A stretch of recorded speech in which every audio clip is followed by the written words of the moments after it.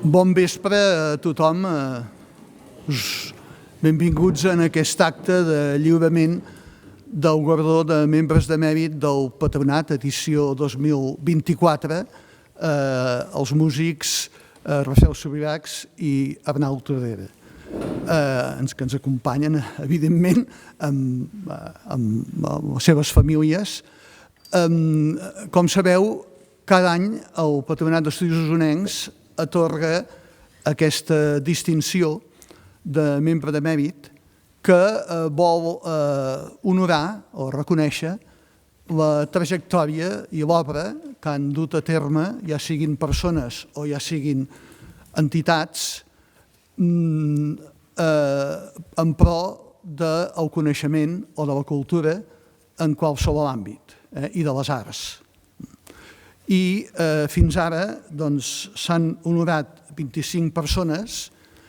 Per cert, justament el 2024, quan vam proclamar als membres de mèrit que avui els donem la distinció, vam haver de lamentar la mort d'un membre de mèrit del Patronat, l'artista Josep Ricart i Rial,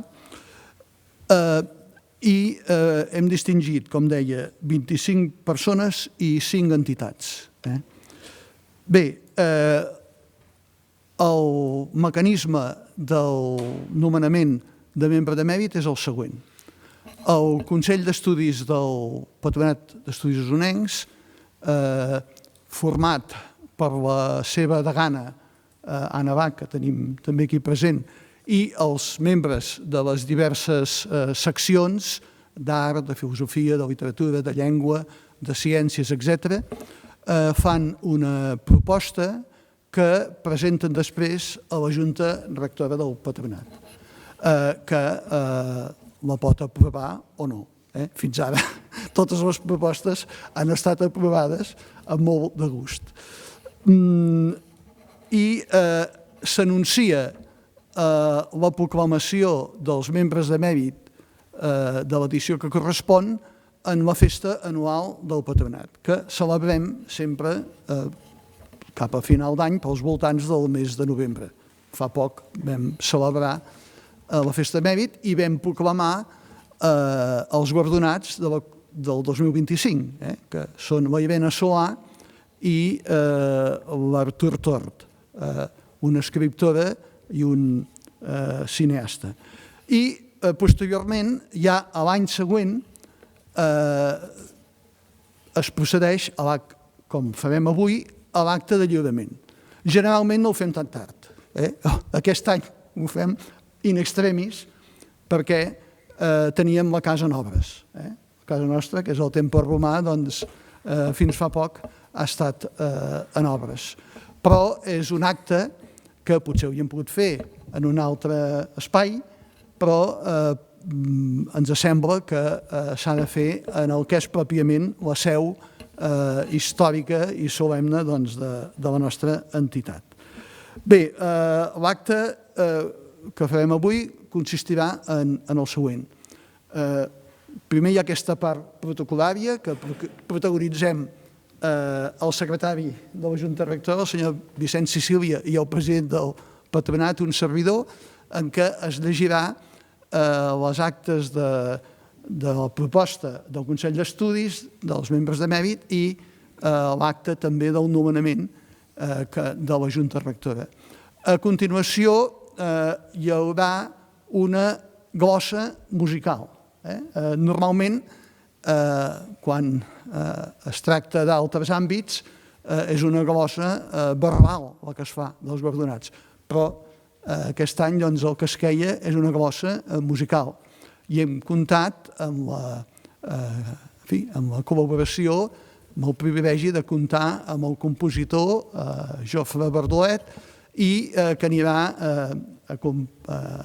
acompanyat, a la glossa l'executaran el baríton Pol Blancafort i el pianista Hugues Vilamala, que demanem disculpes perquè no consten en el programa públic que hem divulgat. Però bé, els presentem aquí. I després d'aquesta intervenció musical hi haurà un canvi de taula, pujaran els dos guardonats, Rafael Subirachs i Arnau Tordera, i Jaume Coll, i tindran un diàleg, unes intervencions, i finalment procedirem al lliurament de les dues distincions, que són una efígie del temple romà i el certificat. Bé, doncs aquest és el desenvolupament de l'acte i comencem amb la lectura, secretari, de les actes. Moltes gràcies. Bon vespre a tothom. Aquesta és l'acta del Consell d'Estudis que diu el següent.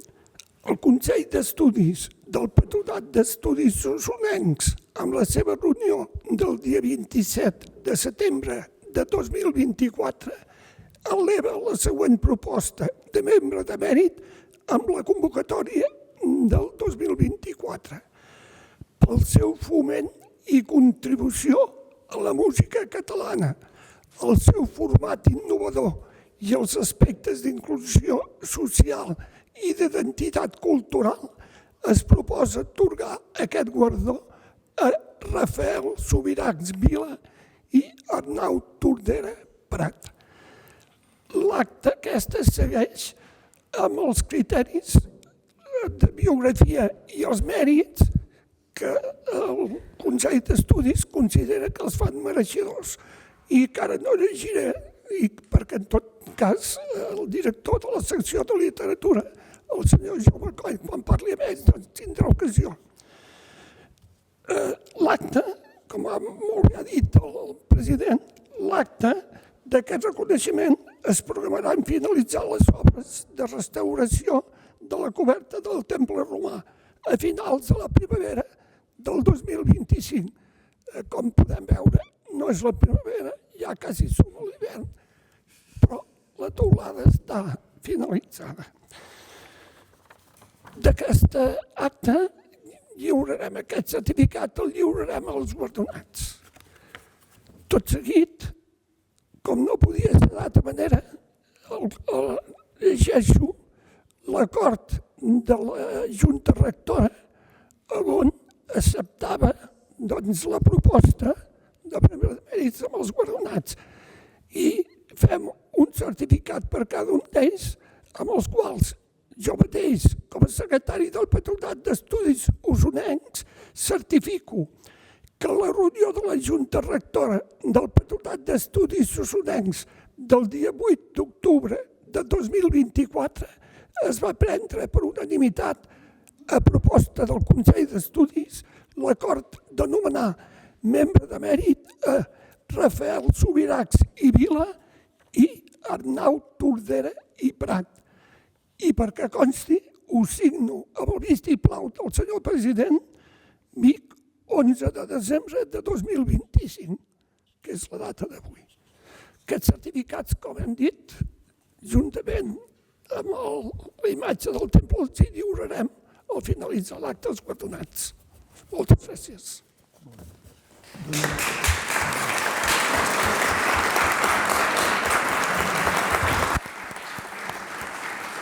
Bé, abans de donar pas a Jofre Bordolet i a Pol Blancafort i Hugues Vilamala, deixeu-me dir que la Junta Rectora del Patronat i el seu president es van alegrar molt d'aquesta proposta i d'aquest nomenament perquè es tracta de dos músics que tenen una obra de baula innovadora, però que, a més, comparteixen un tret fonamental, que tots dos parteixen d'un profund arrelament a la tradició musical, literària i cultural del país. I em sembla que en països com els nostres, en què la continuïtat històrica ha estat interrompuda tan sovint, aquest, més enllà del mèrit artístic, és també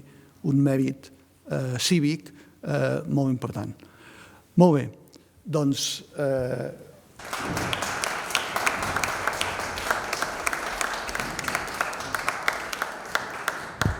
Bé, bon vespre a tothom, moltes gràcies. Bé, us explicaré una miqueta el que sentirem a continuació. Dir que va ser un honor molt gran rebre aquest encàrrec de part del Patronat d'Estudis Osonencs. Sentirem un homenatge a aquestes dues figures tan importants de la música osonenca, de l'Arnau Tordera i en Rafael Subirats. El que he volgut és mostrar algunes de les seves creacions conegudes segurament per tots, a partir d'un tema molt universal, que és l'amor. Els músics i els creadors en general, l'amor és sempre una inspiració, per tant és alguna cosa que compartim tots i que traslladem sempre a qui ens vol escoltar. Partint de temes que tracten l'amor de maneres diverses i des de gèneres també diferents, sentirem una amalgama de diverses cançons, diversos temes, tant de l'Arnau com d'en Rafael, i que veureu que es van entrellaçant. Entre ells dura aproximadament uns 15 minuts i al final de tot diríem que hi ha una mena de coda amb alguns grans temes també que no hem pogut incloure perquè no fan referència explícitament a l'amor, però que jo no volia deixar fora i que per tant identificareu clarament com al final perquè hi ha un canvi evident. Esperem que la gaudiu molt. Gràcies Pol, gràcies Uc pel vostre talent. Són dos estilstassos i esperem que els disfruteu molt.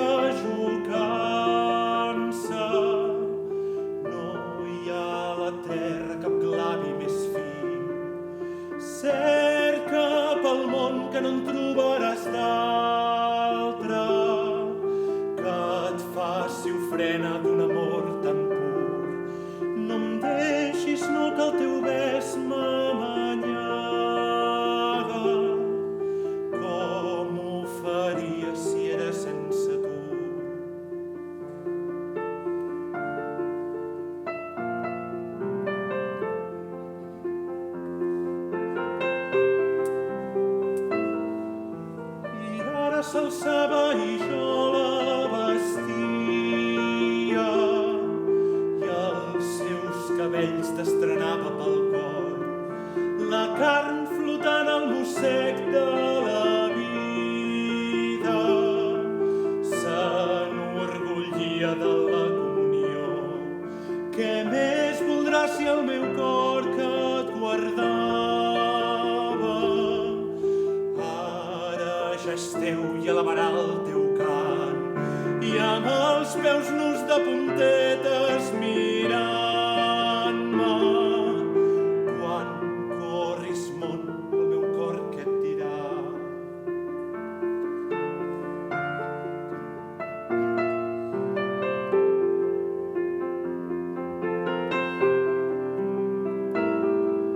A cada mot més la veu endolcia,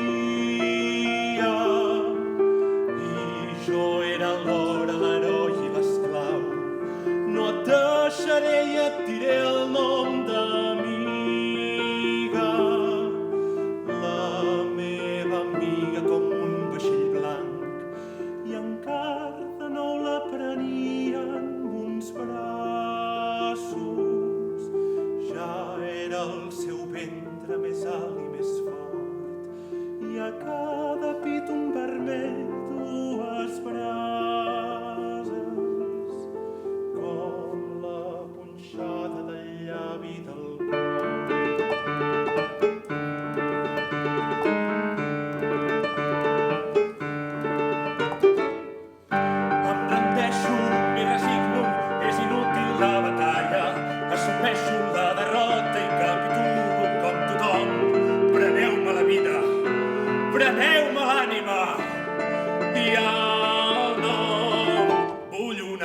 artificial que mai no em faci mal, un algoritme programat amb la saviesa digital. Vull un amor artificial que mai no em faci mal, m'abandono en la mentida d'una vida excepcional.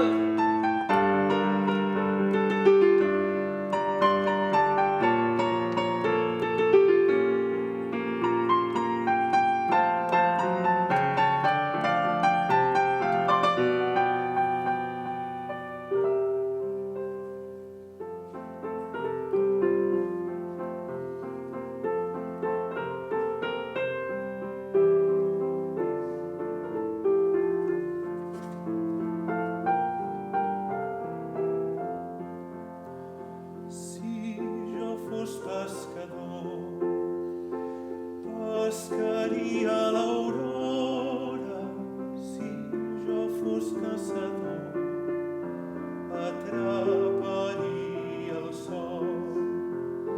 Si fos lladre d'amor, m'obririen les portes. Si fos bandit millor, que vindria tot sol. Els carcellers del món no em sabrien mai l'ombra. Si fos lladre i bandit, no em sabrien el vol. Si tingués un vaixell, m'enduria les noies. Si volien tornar, deixarien llurs cors. Si volien tornar, deixarien llurs cors i en faria fanals per aprendre'n de nous.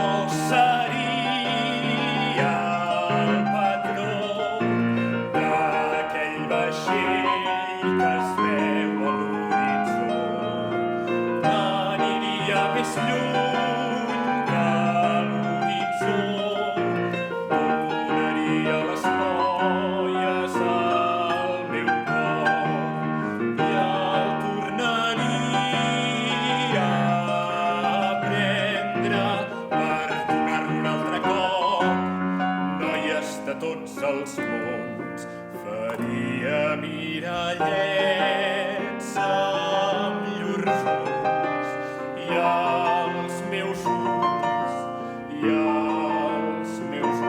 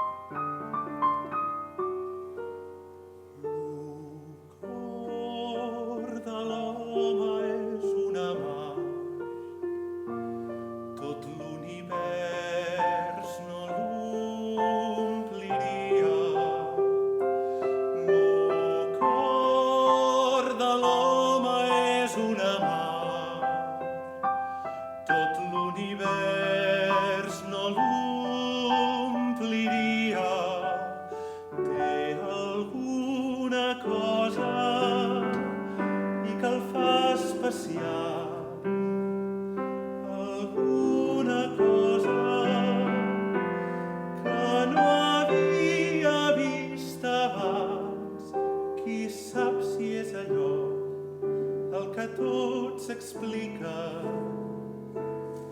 allò tan dolç havia de dir a mi que l'amor trucaria a la porta aquest matí? Qui m'ho havia de dir a mi? Jo que sempre he estat al marge i no he estat protagonista mai de res. Costa de creure que l'amor m'obri les portes just a mi.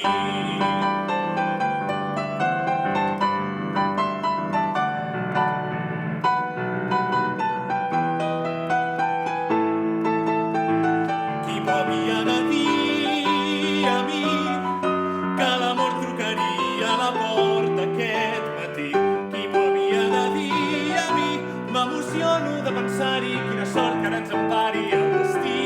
Costa de creure, però les fletxes de Cupido són aquí.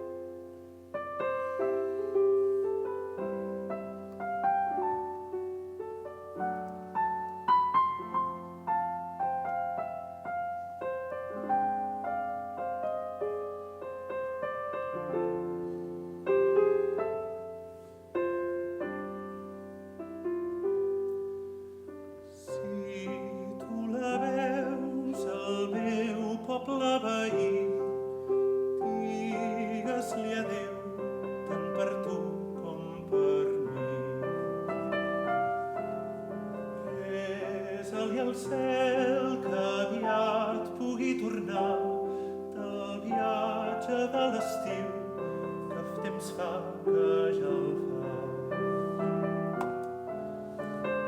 Tornaré quan vingui la tardor,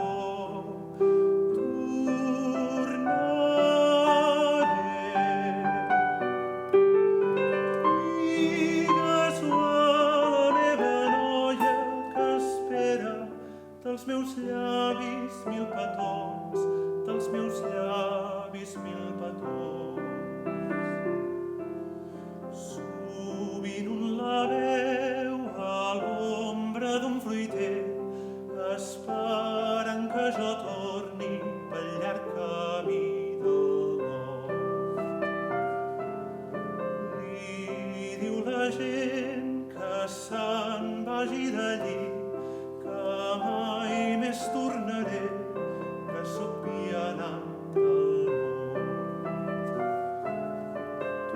Tornaré quan vingui la tardor, tornaré.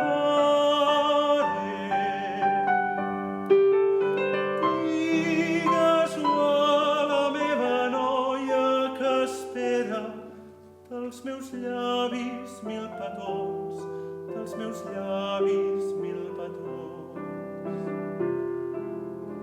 Si tu la veus al meu poble veí, digues-li adéu tant per tu com per mi. Jo seria el patró d'aquell vaixell que es veu a l'horitzó. Aniria més lluny que l'horitzó, donaria les noies al meu cor i el tornaria a prendre per donar-lo un altre cop. Noies de tots els ports, faria mirallets amb llurs ulls i els meus ulls, i els meus ulls. Bum, pam, tomàquet, nena, Catalunya, comtat gran, botifarra amb seques, segueu errant, que la palla va cara, segueu errant. El cor de l'home és una mar, segueu errant.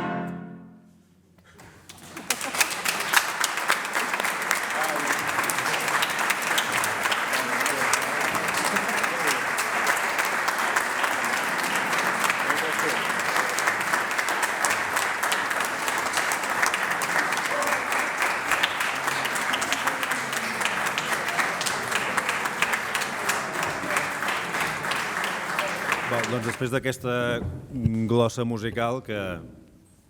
magnífica, moltes gràcies Jofre, moltes gràcies Hugo, moltes gràcies Pol. Ho ha dit en Francesc, creiem que era la millor manera per fer la glosa de dues personalitats com les que m'acompanyen aquí a la taula, en Francesc Subirats, l'Arnau Tordera. I ara l'idea d'aquesta darrera part és sentir-los a ells en la mesura que són els homenatjats, en la mesura que són aquestes dues personalitats que mereixen aquest membre de mèrit del Patronat i en la mesura que aquest acte és un homenatge a ells i per tant té tot el sentit del món que els sentim a ells parlar. Hem pactat que primer parlaria en Rafel, que s'ha preparat unes paraules. Seguim amb el mateix criteri vostre. Jo havia preparat... Esclar, jo he anat molt despistat en aquest acte perquè havia entès que havíem de preparar tant l'Arnau com jo unes paraules. Però veig que vosaltres heu previst més aviat un intercanvi amb una sèrie de preguntes, comentaris oberts. Per tant, seguim el vostre fil i jo, en tot cas, ja miraré de fer-hi introduir aquelles reflexions que pel meu compte havia exposat en el meu escrit, que, per altra banda, són molt importants. Doncs farem això, farem una conversa entre tots tres, que és el que havíem passat amb l'Arnau, doncs ho fem aquí tres bandes. La primera, el punt de partida de la conversa que havia plantejat jo és tant l'Arnau com en Rafel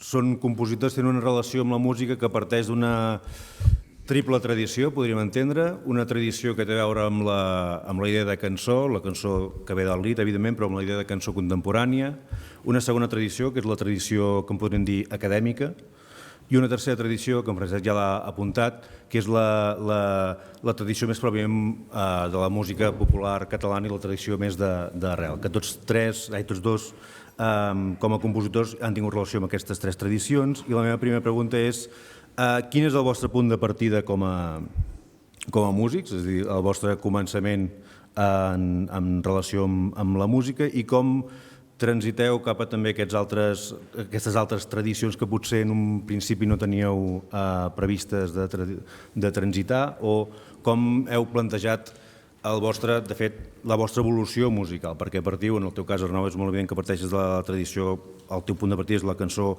contemporània, la cançó que entenem, quan parlem de cançó, com a terme genèric. En el cas d'en Rafel, a casa ja tens una relació molt directa amb la música que en podríem dir acadèmica. Com va aquesta evolució cap a un cantó i cap a l'altre? Potser, Rafel, si vols començar tu? No. L'Arnau? Doncs l'Arnau. Som-hi. És qüestió d'edat, això. Arnau, tens el... D'acord, doncs molt agraït d'aquesta deferència per les persones més grans, en aquest cas. Gràcies, Arnau.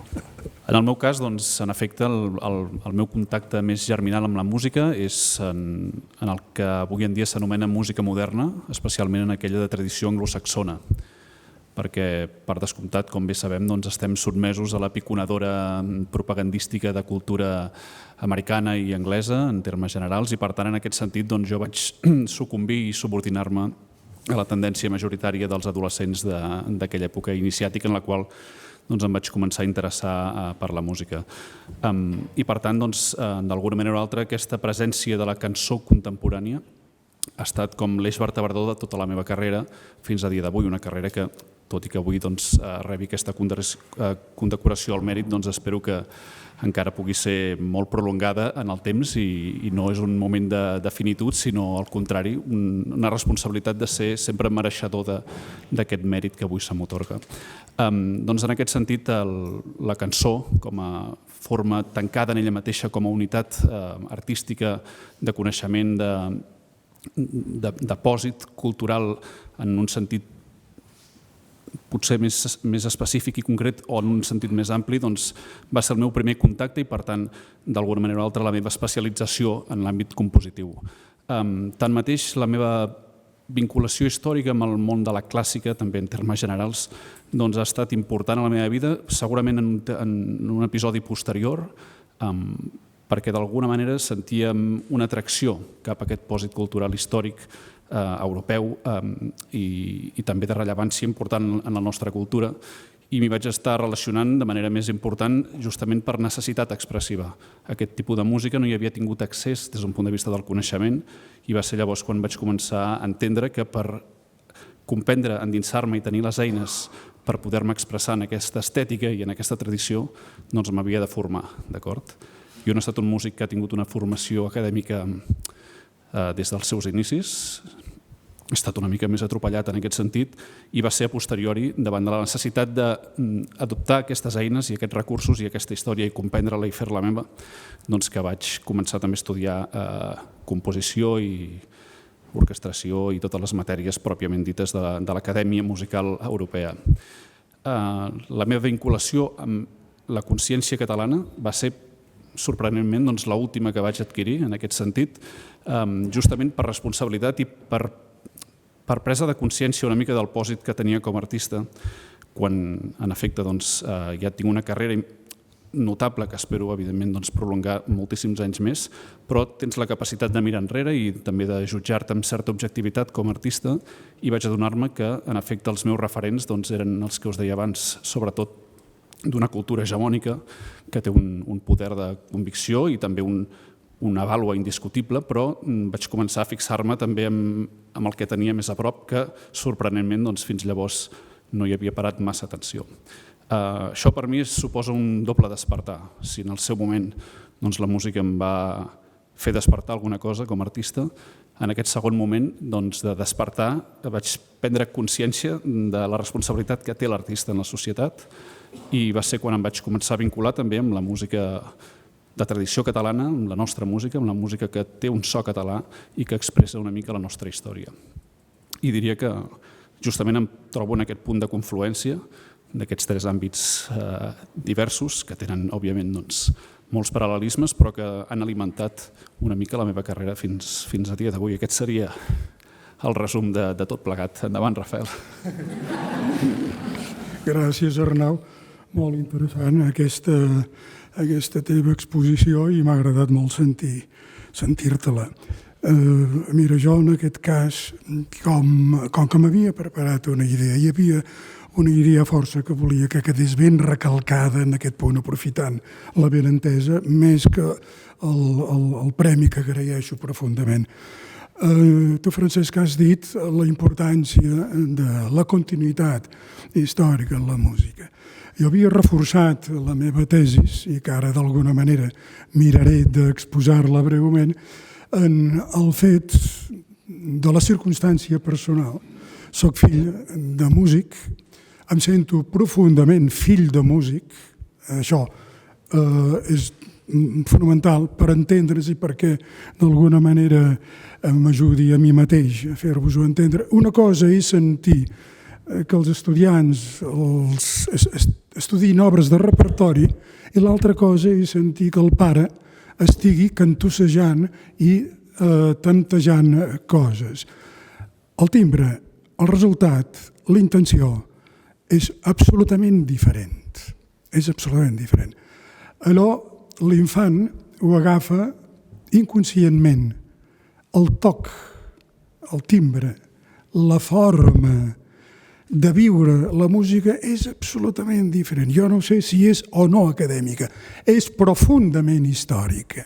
De manera que puc dir amb bastanta certesa del que estic dient que d'alguna manera aquí a Vic, molt en especial, he estat a Montserrat, per tant també tinc algunes referències musicals importants, però aquí a Vic hi ha una cosa per descobrir encara. La cultura pesa a Vic, però no és que pesi, és que segueix viva, és a dir, es va arrossegant en tots nosaltres. Nosaltres carreguem amb totes les generacions. El fet és, però, que ignorem què ha passat més abans d'aquest moment, però que hi ha una càrrega bigatana fins a l'extrem de que podem parlar d'una bigateneïtat, i amb això faig servir el mot big, però també el puc fer extensiu a Tona, el puc fer extensiu a Torelló, per descomptat. Avui hem sentit unes coses que són de la nissaga d'unes famílies torellonenques, com és l'obra que ens ha presentat el Jofre. O sigui, tota aquesta cosa pesa i és present. I això és el que jo he sentit i el que venia a dir aquí a Vic. Si sóc alguna cosa és per Vic, pel meu pare. Però si el meu pare és alguna cosa és per Vic. Abans del pare, qui li va ensenyar? Qui era el seu mestre? Us ho podeu imaginar. Allà tenim un Lluís Romeu. Hi ha uns mestres que el porten aquí, que per al seu bagatge també porten un passat. La consciència històrica potser la tenim més avui que no pas abans. Ha crescut aquesta consciència en el decurs dels estudis, en el decurs de la musicologia, de la historiografia. Som més conscients d'aquesta necessitat de recuperar aquest passat, a tal punt que podem dir que si no ho recuperem estem a mercè dels vents, d'estar abduïts, d'estar colonitzats, perquè simplement perdem allò que deia Raimon o que deia Espriu o que potser també deia Joan Salvat Papaseit, que avui l'heu fet anar i l'heu fet anar molt bé, companys, col·legues. Qui perd els orígens perd l'identitat. I aquest és el moment on ens trobem, jo crec, Arnau, amb la música. És a dir, si no recuperem la memòria del que ha estat passant aquí, del fet de per què l'Arnau té aquesta meravellosa veu clara, aquesta dicció clara, aquesta consciència col·lectiva en la música, amb els empelts de la música actual, amb totes les influències que li arriben de fora, però a la vegada que estem influenciats hem de procurar també ser influenciadors.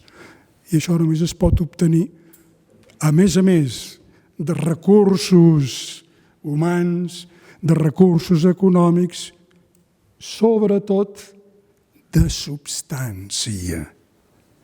La literatura la té, la música està molt trillada, molt intervinguda per moltes influències i sobretot per una gran mediatització.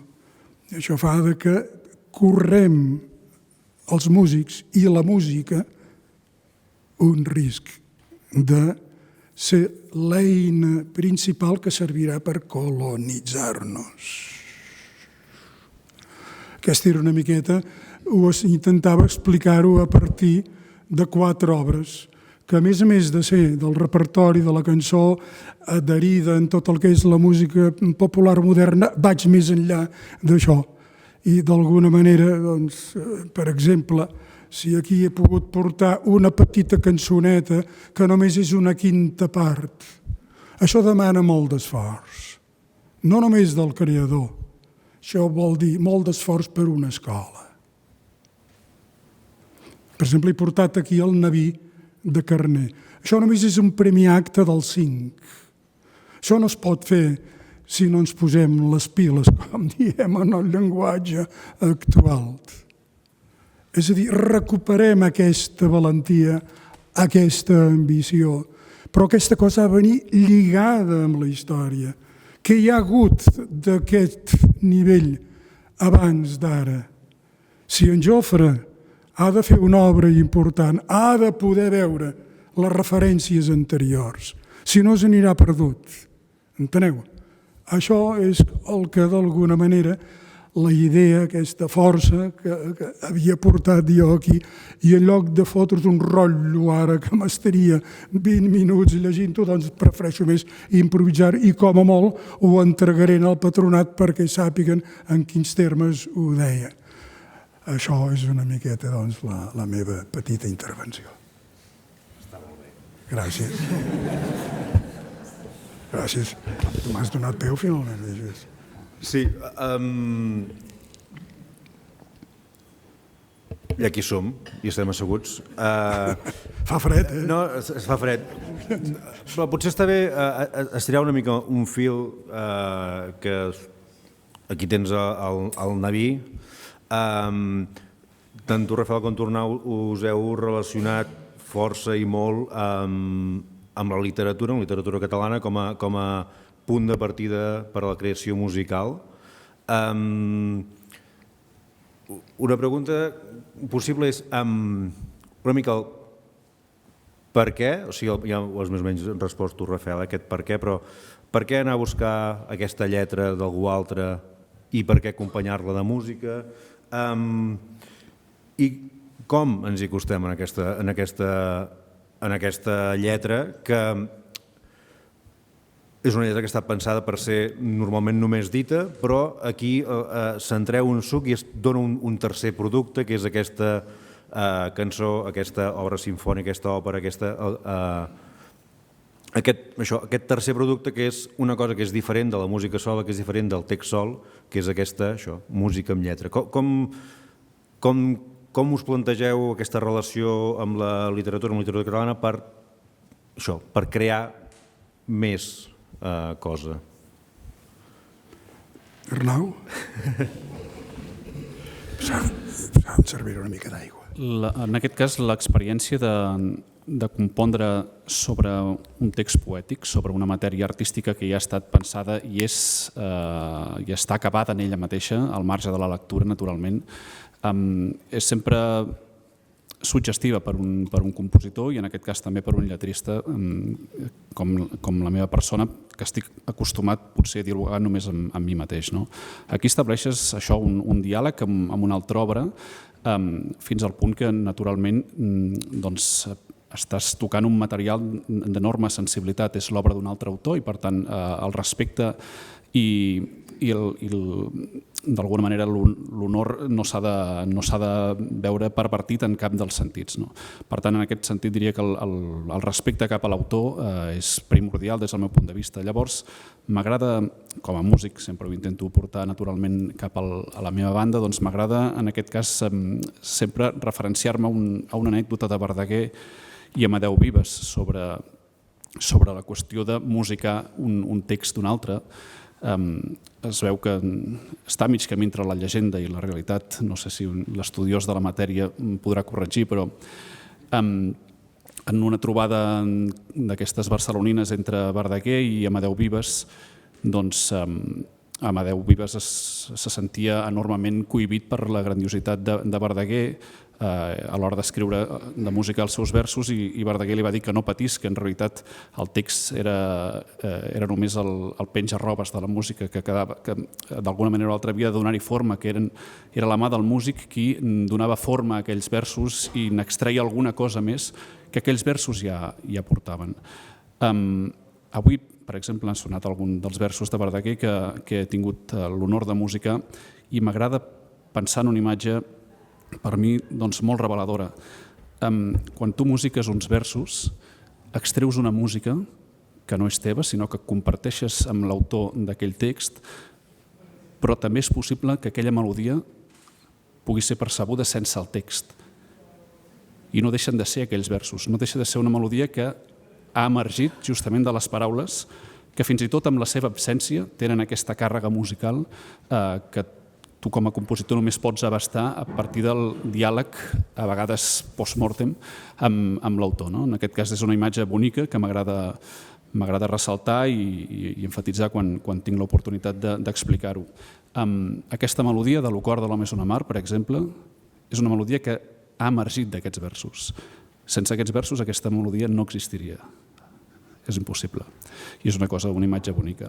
Al mateix temps, doncs, naturalment, hi ha una vinculació amb la llengua, amb el patrimoni, amb la literatura, amb la nostra història i amb el sentit que abans hi referenciava de ser portadors i conscients de ser hereus també d'una tradició i responsables també de fer-la perviure en el present i de portar-la cap al futur. Per tant, en aquest sentit, doncs, això també ens interpel·la i en els casos que he estat musicant poesia ho he fet des d'aquesta perspectiva, des d'aquest respecte i des d'aquesta responsabilitat també com a músic.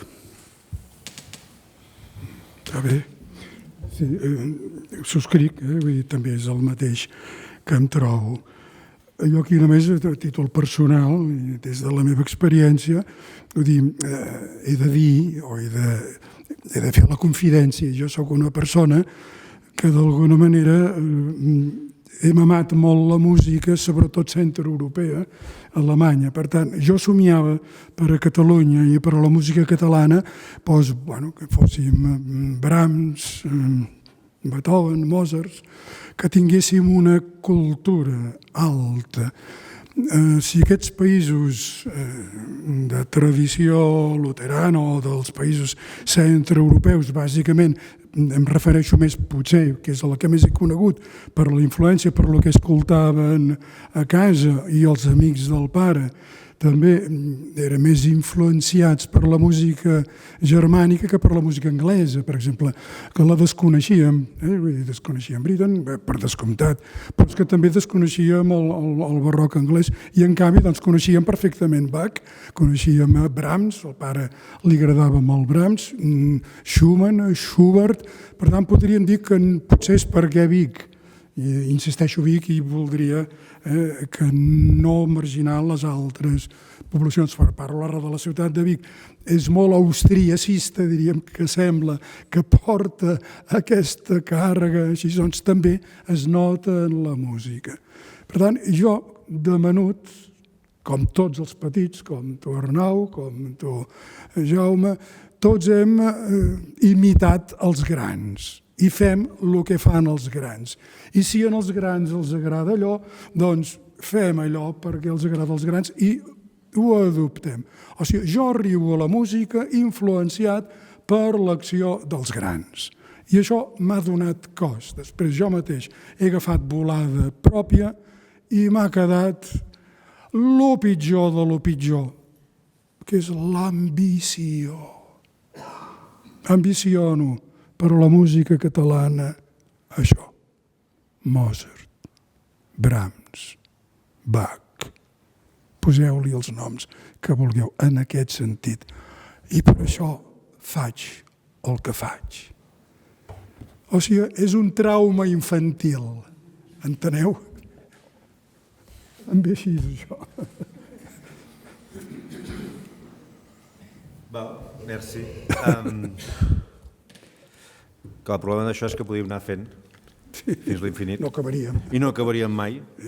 Ens congelaríem tots. Ens congelaríem tots, cosa que ens portaria més cap a l'infinit d'una manera més estable, segurament.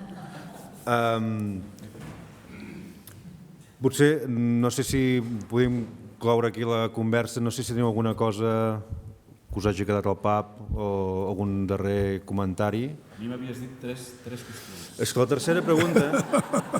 tercera pregunta era, i en Rafael l'ha respost a bastament, la dic, perquè era quina relació tenia la vostra creació amb el lloc concret en el qual heu crescut i en el qual heu nascut i en el qual, de fet, us heu fet com a músics en la mesura que és això, en la infantesa i en aquesta primera joventut que creixes com a músic i creixes en un lloc concret, envoltat ja no només d'unes persones amb les seves aficions, les seves deris, sinó un lloc que trepitges, un lloc que veus cada dia, en el teu cas, per exemple, a l'estudi, veus el Castell de Tona de casa d'uns pares. Allà hi ha una cosa que ajuda a generar un pòsit musical i un germen de creació. Respon. Ostres, no sé per què ho he dit. Sí, per descomptat, l'arrelament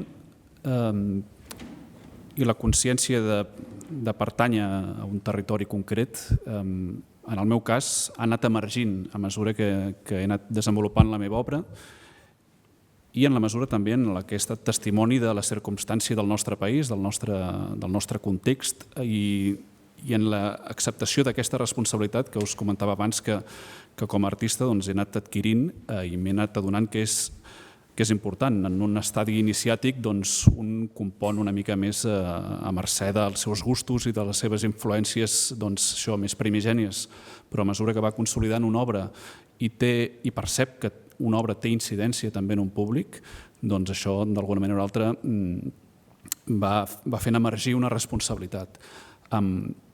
Jo estimo el lloc on he crescut, reivindico Osona sempre allà on vaig, Tona de manera específica, també en aquest biguetanisme com global, que s'anomena Osona de manera més sintètica. I per tant me'n sento orgullós i també sento que la meva obra d'alguna manera o altra ha de poder expressar també aquestes singularitats, aquestes particularitats que la diferencien justament d'obres gestades en altres contextos. No és una qüestió qualitativa, sinó una qüestió d'identitat, una qüestió de reivindicació d'un caràcter, d'una manera de fer i d'una manera de comprendre l'existència, els nostres vincles, les nostres tradicions de manera més o menys explícita. I per tant he estat articulant el meu discurs artístic a través d'aquesta consciència en els darrers anys de manera més notable, justament pel que us deia, perquè crec que aquest despertar, aquesta consciència de la responsabilitat de l'artista ha emergit arrel justament de mirar al meu voltant i de veure quina era la circumstància que ens assetjava en tots els sentits possibles de l'existència. He intentat ser breu.